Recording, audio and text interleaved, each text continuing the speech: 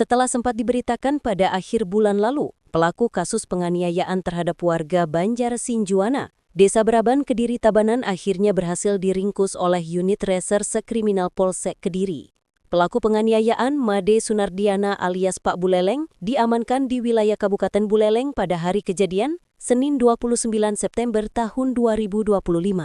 Kepala Polsek Kediri Kompol I Nyoman Sukadana menjelaskan bahwa pelaku melakukan penganiayaan dengan menggunakan kapak terhadap korbannya yang bernama Imade Budiarta, sehingga korban mengalami luka robek di beberapa bagian tubuhnya.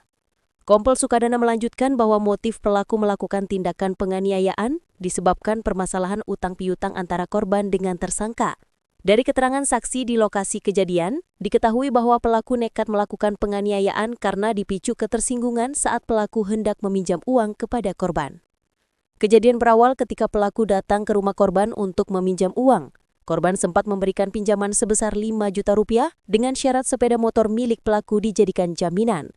Namun saat korban hendak mengecek sepeda motor tersebut, pelaku tiba-tiba menyerang kepala korban dari belakang menggunakan sebilah kayu balok sepanjang 1 meter dan batu.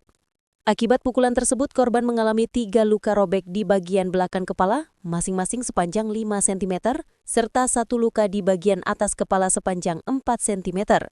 Diungkapkan bahwa dalam kondisi pusing dan berdarah, korban sempat keluar rumah untuk meminta pertolongan warga sekitar, dan akhirnya korban dilarikan ke RSUD Singasana untuk mendapatkan perawatan medis.